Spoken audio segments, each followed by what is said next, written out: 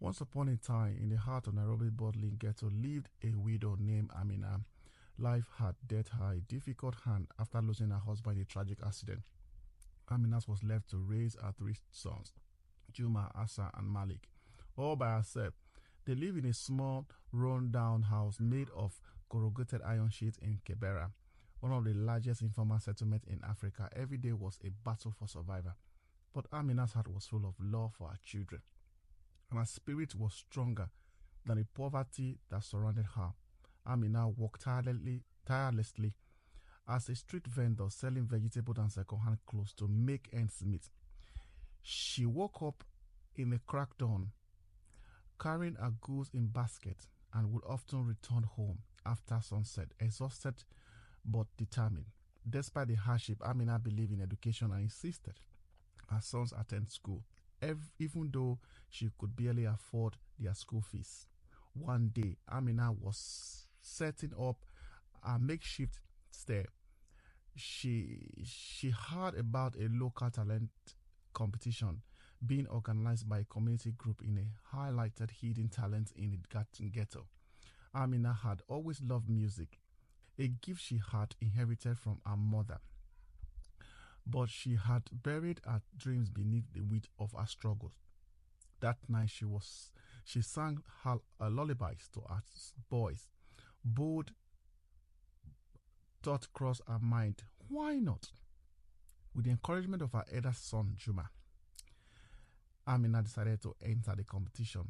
She hadn't performed in years, but her voice, which soulful, still carried the beauty of her youth. As the day of the competition grew near, her sons became her biggest supporters. They encouraged her to practice every night, with Hassan playing the drum and Malik clapping along.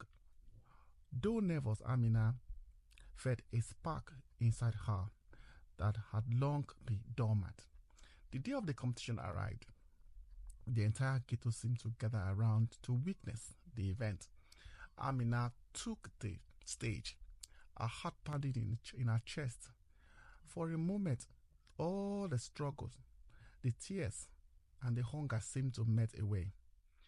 She closed her eyes and began to sing a powerful, haunting melody that spoke of love, loss, and resilience. The crowd felt silent, captivated by the raw emotion in her voice. By the time she finished, the audience erupted into applause. Amina couldn't believe it. She had won the competition. But more than that, her performance had caught the attention of a local music producer who saw something special in her. The producer, moved by Amina's story and talent, offered her a chance to record songs professionally. Hesitant at first, Amina eventually agreed. With support for her sons, she began to pour her heart into her music. Her songs were filled with stories of ghetto, of love, and of the strength of African women. Before long, our music began to gain traction, not just in Nairobi, but across Kenya and beyond. Amina's rise to stardom wasn't easy. She faced criticism and prejudice, with many people doubting a woman from the slums could make it big in the music industry. But she pushed forward, using her music as a platform to advocate for women's rights, education for children, and opportunity for those living in poverty. Her journey from the streets of Kibera to the global stage became a source of inspiration for many. Amina became known as the voice of the ghetto. Her story is testament of the power of perseverance and the belief that no dream is too far out of reach. With her newfound success, Amina ensured her sons received the education she had once struggled to provide.